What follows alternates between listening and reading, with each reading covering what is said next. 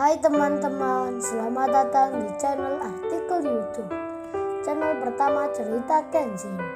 Kali ini admin upload lagi ya. Terima kasih. Kisah pemuda kaya, anak bos besar, pemilik 73 perusahaan, yang menjadi cleaning service. Episode 423. Kenshin yang dipersilahkan oleh dokter agar segera masuk ke kamar tempat Rena dirawat. Kenshin pun masuk ke dalam. Namun sebelumnya dokter bertanya, "Emang masnya siapanya mbak ini?" Kenshin menjawab, "Oh saya temannya dokter." Dokter pun menyahut, "Oh gitu rupanya. Kalau gitu baiklah. Mari kita mulai persiapannya." Dan dokter pun langsung saja menyuruh Kenshin untuk duduk di sampingnya Rena, yang saat itu belum membuka matanya. Lalu Kenshin memberikan darahnya. Kenshin pun tak menyangka, darahnya bisa sama dengan Rena. Di saat itu, Kaori telah selesai rapat di kantornya. Kaori lalu membaca pesan di handphonenya, yang terlihat suaminya menulis, "Kaori aku keluar dulu, karena ada hal penting." Kaori tak mengerti. Ia bertanya di hati, "Emang ada kepentingan apa ya? Kok suamiku sore-sore gini tiba-tiba keluar begini?" Kaori pun melihat waktu, yang sudah jam 4 sore lebih. Karena Kenshin bilang, agar pulang dahulu saja, jangan menunggunya. Kaori pun melakukan. Namun ia sempat mencoba untuk menelpon Kenshin, sekedar bertanya, lagi di mana dirinya. Telepon itu tersambung. Kenshin yang lupa, tak mematikan nada deringnya. Tiba-tiba saja, handphonenya berbunyi, dengan suara yang keras. Karena Kenshin di ruang gawat darurat, dan di samping Rena yang sedang dirawat. Apalagi transfusi darah sedang berjalan. Kenshin tak mengangkat teleponnya. Handphone itu lalu diambilnya.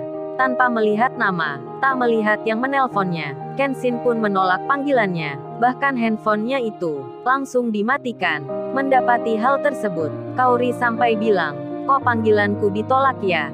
Emang ada apa ini? Kok handphonenya juga mati?" Kaori belum mengerti tentang di mana Kenshin. Setelah hal itu, ia meninggalkan tempat kerjanya. Kaori bersiap pulang. 1 jam pun berlalu.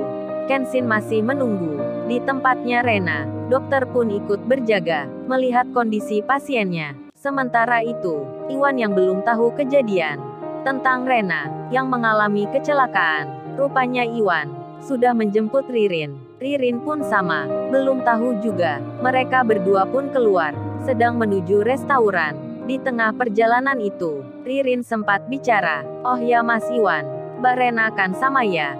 Dia punya Lamborghini pula. Dengar-dengar dulu nih, Kenshin kenal Mbak Rena itu karena suatu kejadian. Katanya Kenshin pinjam motornya Mas Iwan, terus menabrak Lamborghini-nya Mbak Rena." Iwan menjawabnya, "Iya benar itu Mbak Ririn. Dulu aku khawatir sekali saat Kenshin pinjam motorku, kan remnya agak bermasalah. Kenshin sudah aku bilang. Nah akhirnya kejadian. Kenshin menabrak mobil mewah. Saat itu aku belum tahu Kenshin. Aku kira hanya cleaning service biasa, orang yang tak punya. Ternyata Kenshin itu tuan muda. Aku kaget sekali. Ya dari situ, akhirnya Mbak Rena sampai sekarang masih saja baik berhubungan dengan kita." Iwan dan Ririn membicarakan Rena, seperti sudah merasa saat ini ada kejadian. Kemudian mereka pun tiba di tempat tujuan, di sebuah restoran. Yang dimaksud itu sedang Kaori sendiri, yang sudah ada di rumahnya. Kaori nampak khawatir. Sudah 1 jam lebih, suaminya tak ada kabar. Ditelepon pun tak bisa-bisa. Kaori pun bertanya pada adik iparnya Nita, "Nita, apakah Kenshin pulang ke rumah ya? Kok handphonenya nggak bisa dihubungi? Dari tadi kakak menelpon, nggak ada nada hidupnya. Apa di situ ya Kenshin?" Nita pun menjawab, "Oh itu Kak Kaori, Kak Kenshin nggak ada di rumah. Kakak nggak pulang ke sini." Kaori pun menyahut, "Ya sudah kalau gitu Nita. Entar kalau kelihatan kakak kamu, Nita kabari Kak Kaori ya." Nita menjawabnya, "Baik Kak, nanti Nita kabari." Setelah menelpon Nita, Kaori terpikir ke Iwan. Barangkali Kenshin bersama Iwan. Dan Kaori langsung saja menelpon nomornya Iwan. Telepon pun tersambung. Iwan yang di restoran bersama Ririn ceweknya langsung mengangkat telepon. Iwan pun bicara, "Halo Mbak Kaori, ada apa ya?" Kaori pun bertanya, "Oh ini Mas Iwan, ada Kenshin nggak di situ?" Apa Kenshin bersama Mas Iwan? Iwan pun menjawabnya, loh bukannya tadi Kenshin pulang bersama Mbak Kaori. Kalau Kenshin nggak ada di sini. Tapi kalau Ririn ada, kita udah di restoran. Apa Mbak Kaori mau bicara? Kaori pun menyahutnya, oh ternyata Mas Iwan sama Mbak Ririn ya. Udah di restoran itu. Oke nggak apa aku mau bicara bentar. Ririn pun lalu menyapa, halo Mbak Kaori. Makasih ya sebelumnya. Mbak Kaori udah memberikan tiket ke sini. Tempatnya istimewa sekali. Kita sangat senang. Kaori menjawabnya, iya sama-sama Mbak Ririn. Syukurlah kalau gitu. Aku turut senang juga. Dan Ririn pun bicara, emang Mbak Kaori sedang cari Kenshin ya? Tenang aja Mbak, Kenshin gak bakal hilang. Kan Kenshin udah dewasa. Pasti dia bisa pulang. Ririn bercanda menggoda Kaori. Kaori pun tertawa pelan. Setelah itu percakapan mereka selesai. Sementara itu, pesan sebelumnya, yang ada di grup WhatsApp, yang mengabarkan tentang Rena, lagi membutuhkan donor darah, karena mengalami kecelakaan. Berita itu makin tersebar, ke pegawai-pegawai perusahaan, hingga Ririn yang bersama Iwan. Ririn pun membuka handphonenya. Saat melihat di grup WhatsApp-nya, Ririn langsung terkejut, terkaget dirinya, ketika membaca berita, tentang Rena, yang mengalami kecelakaan, yang kini ada di rumah sakit. Ririn segera bicara pada Iwan di depannya. Iwan pun terkejut pula. Iwan lalu bilang, kalau gitu aku telepon Kenshin dulu untuk mengabarkan hal itu. Dan Ririn pun sama. Ririn bicara, ya sudah Mas Iwan, biar aku saja yang kirim pesan ke nomornya Mbak Kaori. Iwan pun menelpon Kenshin, tapi telepon itu tak bisa-bisa.